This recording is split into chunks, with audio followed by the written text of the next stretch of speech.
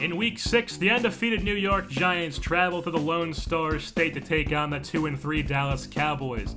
The G-Men, led by quarterback Don Chapman, coming off a monster week of 303 yards and 3 touchdowns, will start things off on the opening drive for the Cowboys as the season passing yards leader Matt Flynn hooks up with Justin Blackmon for the first down. But it went downhill from there as later on in the drive, handoff to Andre Ellington. He runs into his own lineman, stumbles back a few yards, loss of 4 on the play. Next handoff to Ellington, he gets taken down by 3 Giants players. He had 9 carries for 1 yard on the day. You could say he had a rough day in the backfield. And then the very next play, Bernard Ennison comes up with his first of 3 sacks on the day. He won himself NFC Player of the Week awards on defense. And then with less than 40 seconds left in the first half, Don Chapman scrambles for a first down, slides just past midfield. Hurry up offense. Play action to Hightower, and Chapman hooks up with Odell Beckham Jr. for the first down. Calls a timeout. The kicking team comes onto the field, and Robbie Gould, it is good as gold. It's down the middle, and it's a 3-0 Giants lead heading into halftime.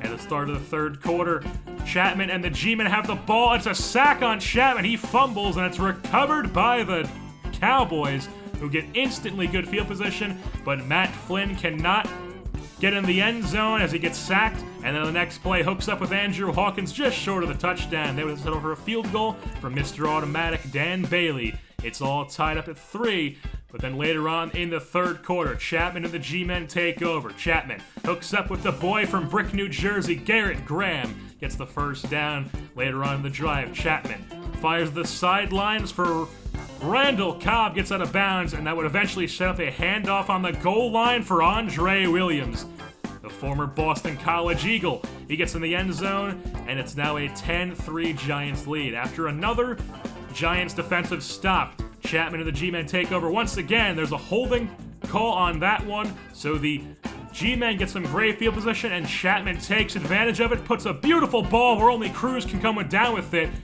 and you can have one side of salsa on that one. It's a receiving touchdown for Victor Cruz, 17-3 Giants lead. The Cowboys take over, and Matt Flynn throws the sidelines for Prince Amukamara. That's the other team, Phil. That's a pick for Amukamara. The G-Men take over. It's a handoff to Kean Hightower, who has some running room, and he gets down into the red zone.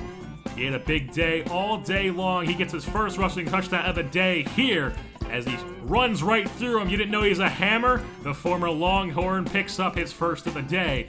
It's now a 24-3 Giants lead. Matt Flynn would connect for 1 touchdown here with Andrew Hawkins to give the Cowboys their only touchdown of the day, giving them a 24-10 ball game to work with, but it was just too little, too late, as the G-Men would take over, handed off to Kean Hightower once again, and then on 2nd and 3, handed off to Hightower some more, running down the clock and eventually setting up a goal line run for Kean Hightower's second rushing touchdown of the day. He did 29 carries, 169 yards, and 2 touchdowns. Fantasy owners were going crazy.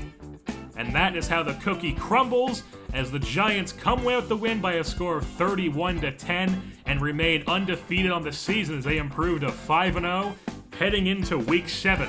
Now with that being said, we'll wrap things up here for this Week 6 matchup in the Lone Star State. Don't forget to tune in next time as the G-Men travel down to Tampa, Florida to take on the Tampa Bay Buccaneers, who are currently 5-1 this season in a primetime 8 o'clock matchup. I've been your host, JerseyBorn, and I'm saying goodbye.